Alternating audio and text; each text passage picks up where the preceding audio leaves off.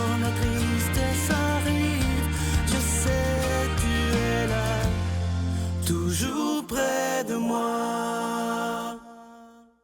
Bon vendredi, bienvenue à votre émission La Victoire de l'amour. C'est toujours avec une grande joie que je vous retrouve. Et aujourd'hui, comme on le fait à tous les vendredis, c'est quelqu'un qu'on apprécie beaucoup pour sa grande profondeur. Il est psychologue Pierre Faubert.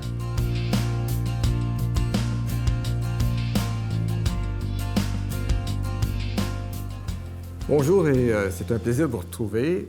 Content de vous savoir là. Et d'ailleurs, c'est pour ça que je suis là. Ce matin, je veux vous parler du conscient et l'inconscient. En fait, plus peut-être de l'inconscient que du conscient. Mais pourquoi?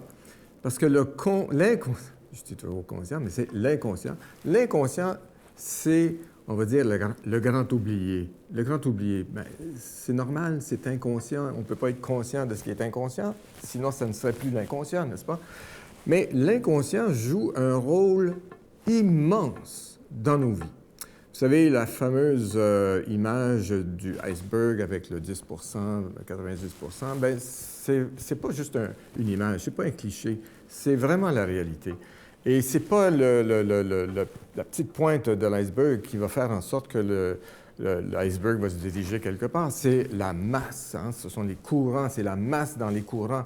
Alors, c'est comme ça. Nous, notre inconscient, c'est cette masse invisible, profonde, dans des courants que nous ne connaissons pas et qui nous habitent et qui nous amènent parfois là où on ne veut pas aller.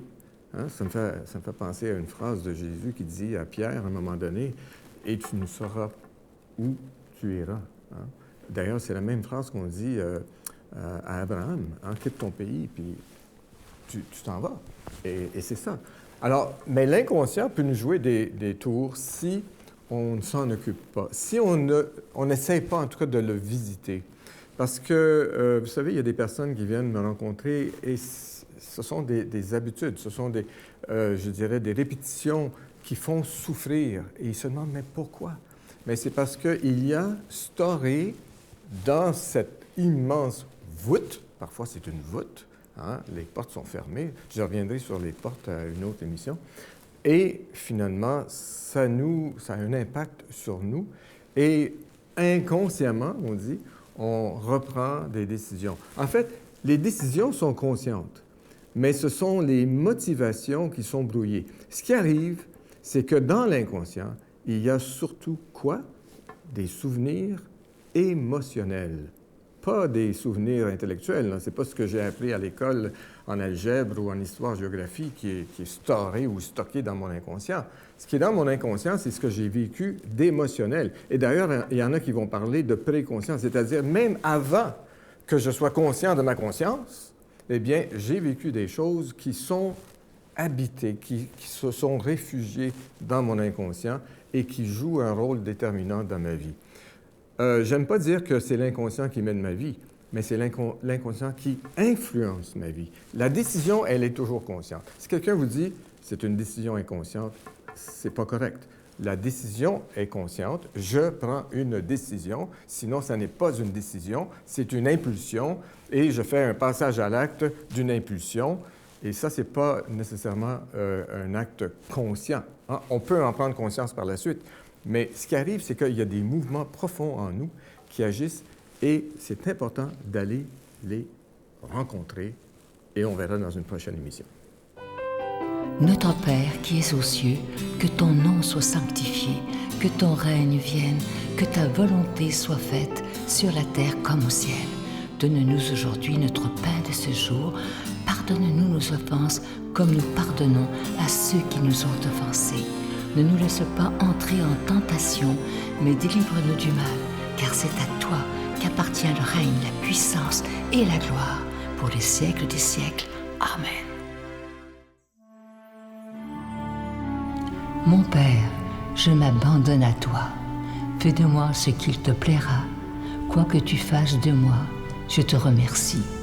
Je suis prête à tout, j'accepte tout, pourvu que ta volonté se fasse en moi, en toutes les créatures. Je ne désire rien d'autre, mon Dieu. Je remets mon âme entre tes mains. Je te la donne, mon Dieu. avec tout l'amour de mon cœur parce que je t'aime et que ce m'est un besoin d'amour de me donner, de me remettre entre tes mains sans mesure, avec une infinie confiance, car tu es mon Père.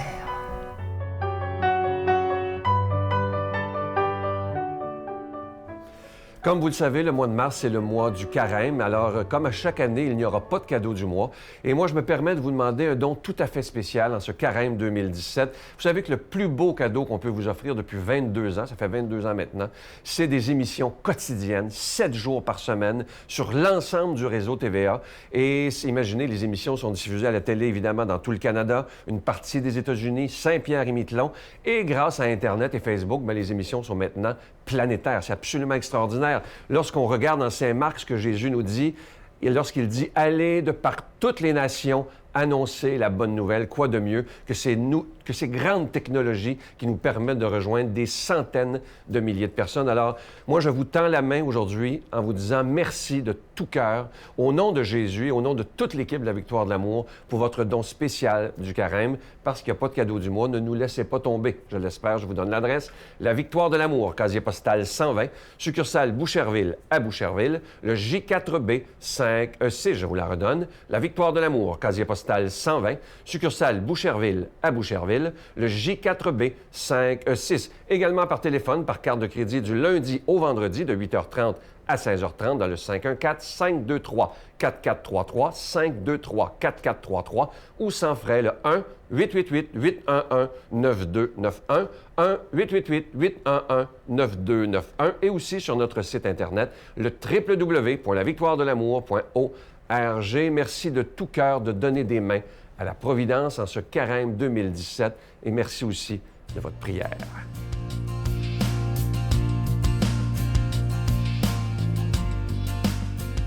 Mon Dieu, donnez-moi la sérénité d'accepter les choses que je ne peux changer, le courage de changer les choses que je peux et la sagesse d'en connaître la différence. Amen. Aujourd'hui, la parole de Dieu est proclamée par un nouveau venu, c'est l'époux de notre amie Brigitte Bédard, Hugues Pelletier.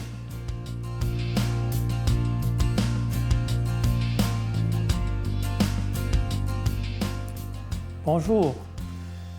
Je suis heureux d'être avec vous pour commenter l'Évangile de Matthieu. Car je vous le dis, si votre justice ne surpasse pas celle des scribes et des pharisiens, non, vous n'entrerez pas dans le royaume des cieux. Vous avez appris qu'il a été dit aux anciens, « Tu ne commettras pas de meurtre. » Celui qui commettra un meurtre en répondra au tribunal. Et moi, je vous le dis, quiconque se met en colère contre son frère en répondra au tribunal. Celui qui dira à son frère « imbécile » sera justiciable du Sanhédrin. Celui qui dira « fou » sera passible de la géhenne de feu. Quand donc tu vas présenter ton offrande à l'autel, si là tu te souviens que ton frère a quelque chose contre toi, laisse là ton offrande devant l'autel et va d'abord te réconcilier avec ton frère.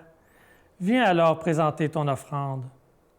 Mets-toi vite d'accord avec ton adversaire tant que tu es encore en chemin avec lui, de peur que cet adversaire ne te livre au juge, le juge aux gendarmes, et que tu ne sois jeté en prison.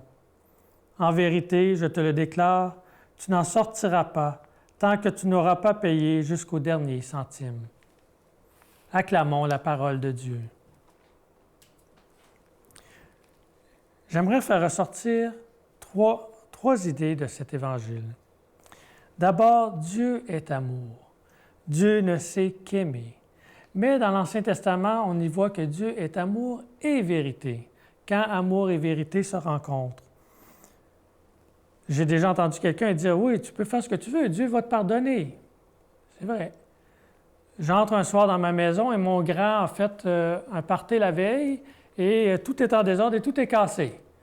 Bien sûr, je vais pardonner à mon fils, mais il va réparer les dégâts à ses frais.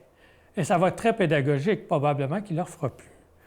Alors, ça nous amène à demander de vivre une expérience, ce qu'on peut demander peut-être de plus grand à Dieu. C'est de nous révéler son regard sur nous. Et là, on découvre deux choses. On se découvre profondément pécheur pauvre, faible et infiniment aimé. Et les mots sont très importants. On est profondément pécheur, mais infiniment aimé. Et Dieu va nous inviter à aimer comme lui aime, ce qui va jusqu'à pardonner, et pardonner ceux qui nous font du mal, nos ennemis. Dans un deuxième temps, l'Évangile, la Bible nous révèle que lorsqu'on se coupe de Dieu, le moindre petit péché nous coupe de Dieu. Saint Paul va aller jusqu'à dire « Nous avons tous mérité la mort ». C'est fort.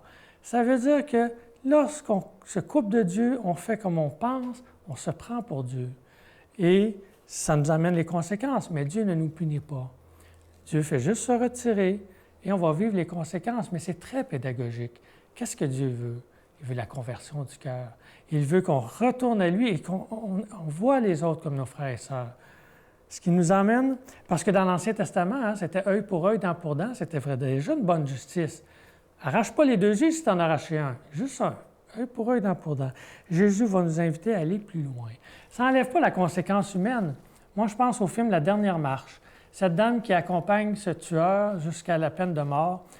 Bon, peu importe, ce n'est pas un plaidoyer pour ou contre la peine de mort, mais ici, ça serait la prison à vie. Mais ce qu'on réalise dans le film, il mérite la conséquence de son acte.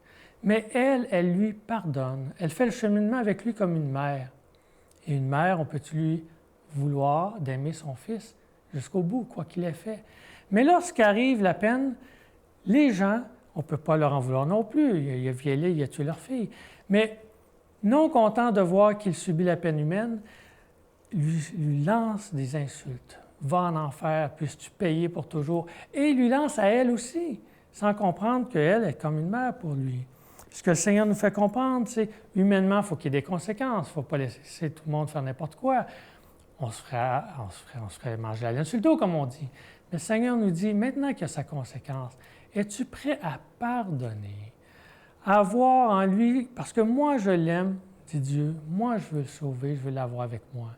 Toi, veux-tu lui pardonner? Veux-tu lui donner cette chance de se reprendre? Parce que nous aussi, on a été pardonnés. C'est cette expérience que je nous souhaite quand on se voit pécheur, puis qu'on se voit aimé. On voit maintenant que les autres sont aussi pécheurs, mais sont aimés aussi. Et le Seigneur nous invite à rentrer dans cette dynamique avec eux. Et enfin, c'est intéressant de voir, je n'ai pas le temps de m'éterniser, mais il dit bien, Seigneur, tant qu'il n'a pas payé jusqu'au dernier sou, on ne parle pas de l'enfer ici, c'est un temps de purification. Mais un jour, lui nous pardonne et c'est ce qu'il veut, c'est notre bonheur. Seigneur, donne-nous cette paix, cet amour et bénis-nous, toi qui es Père, Fils et Esprit Saint. Amen. Je vous salue Marie, pleine de grâce. Le Seigneur est avec vous. Vous êtes bénie entre toutes les femmes, et Jésus, le fruit de vos entrailles, est béni. Sainte Marie, Mère de Dieu, priez pour nous pauvres pécheurs, maintenant et à l'heure de notre mort. Amen.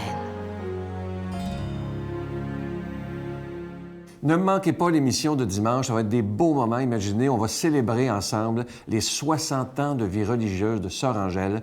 Je vous le dis, c'est une belle émission. Sœur Angèle se livre beaucoup et vous allez connaître peut-être un côté de Sœur Angèle que vous ne connaissez pas.